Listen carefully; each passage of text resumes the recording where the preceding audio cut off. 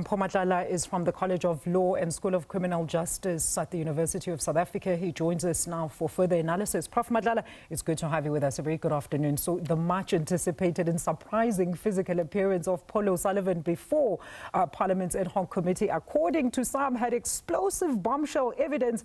But were they merely not just claims at this stage? What tangible, concrete evidence did you derive from his testimony? Welcome. Good evening to you and good evening to the viewers. Certainly from where I'm standing, there is a lot of so-called coincidences, which I call circumstantial evidence, and in certain instances, real evidence to suggest that to actually form a reasonable basis or suspicion that would point to the fact of Paul O'Sullivan being a foreign agent. And I'll give context to that, but let me start off by prefacing on a concept within the intelligence community called NOC, N-O-C. It stands for non-official cover operatives. These would be people who are planted by foreign governments into other countries to go and spy for them.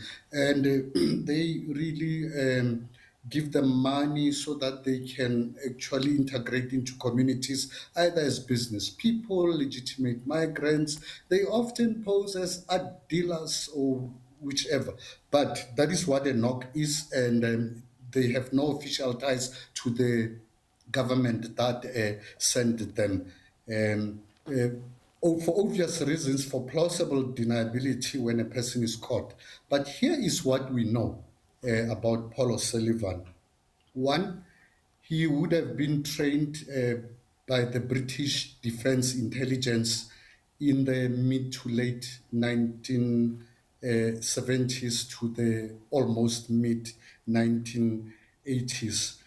Then he would have had a highly specialized training in terms of spying, because he does counterintelligence, meaning that he works for the domestic. He's a spy that spies on other spies in the UK. And very interesting that you mentioned that fact, Professor, because I remember that back and forth pertaining to where exactly did he maintain or obtain his qualifications. He kept going back and forth and said, well, you know, certain rules did not apply to him at that time. There were a group of these individuals. So let's unpack the very damning allegations, right, that he has on multiple occasions threatened individuals, witnesses, and anyone who sought to expose him, not forgetting the fact that he said that those were not threats, right in front of parliamentarians, but also on his overall conduct of, well, those requirements don't apply to me type of attitude. He literally has no place in how he has ingrained himself with our political affairs as a country, and that should be strongly pointed out. No, absolutely. You know, as an intelligence operative, you are trained in highly investigative, sophisticated investigative techniques. But the key element with every training in intelligence is the art of lying or the art of concealing information. Hence, you would hear the disclaimers: don't ask me about my businesses, don't ask me about my family members and so forth.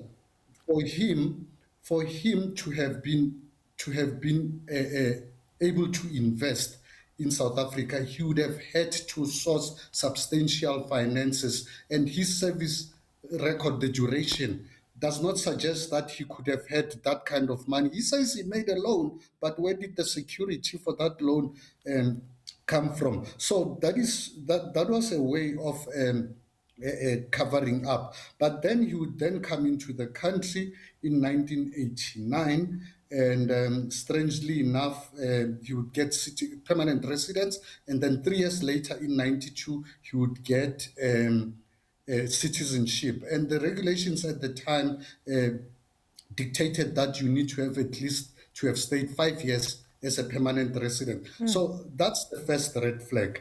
Now, the second red flag is that in 1992, immediately he immerses himself in affairs of law enforcement, joins as a reservist, is involved with, and he's immediately elevated to give the reservist training. He gets awards, and he's immediately a detective, which is something very unusual in the Prof. context of the South African Police Service. And that's just the issue, Prof, because the revelations that he had also received cash from the slush fund that he obviously denied, that had said he had highly detested it as it was the root of all evil within crime intelligence, that he captured IPID. What and where was our state security doing? And how are these not picked up via intelligence first, just giving clearance to non-citizens to use it against citizens or political targets? This simply is state capture. We've heard how top police officials don't see nothing wrong with sharing state information with their criminal cohorts. We're not angry enough as a country.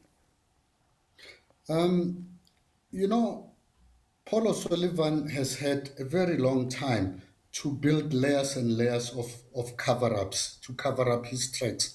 When he joined as a reservist in 1992, General Johan van der Merwe was still National Commissioner of Police. And we know of van der Merwe's intelligence movements, the bombing of the Kemaruchin headquarters in Cambodia, Kosatu House, Khotso House, those bombings, supplying defective hand grenades to Kosas, and the Kaplivi training of IFP recruits in Namibia. You know, the cover-ups on the matters of Stanza Bopape and I think Begin Kos. So that is part of the reason I suspect why he was elevated so quickly, because remember, he would then have come into the country in 1989 on a recommendation that he's a Christian and a conservative young man.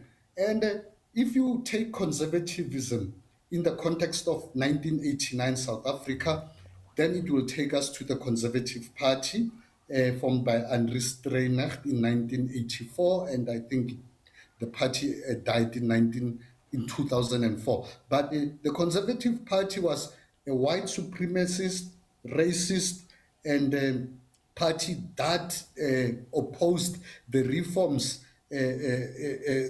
on apartheid. You will recall that P.W. Botha, who was then president around the 80s, was really pressured by the international sanctions to do away with apartheid. And when he wanted to give in, some National Party MPs broke away to form the Conservative Party. But then it was also during the time the prime ministership of Margaret Thatcher, who was a strong supporter of the apartheid regime. And, you know, all of these are coincidences why Paul Sullivan came to this country. And the cherry on top for me, when I connect the dots, he comes in here, he wants to integrate into the white society. Lo and behold, he's now a member of AfriForum and gifts them with whiskeys. The very same people that went to the US and damaged diplomatic relations. And this is why today we're having Donald Trump spreading misinformation and disinformation about a white genocide in South Africa. So for me, that is what characterizes Paul Sullivan, and it requires, that's a reason enough to commission a formal investigation, far much more detailed, especially about his businesses and the sources of his income and the real reasons why he is in this country. Because I hold the view that he is a NOC, non-operative cover, non-official cover operative. Prof, we're going to leave it there, and one wonders how he's managed to thrive through the various administrations to this point. I mean, George Fivers calling him a name dropper. Prof, very intuitive there. Thank you so much for your discussion. That is Professor Mpho Matlala of the College of Law and School of Criminal Justice at the University of South Africa, with sound analysis of Paul Sullivan's ad hoc committee appearance this week.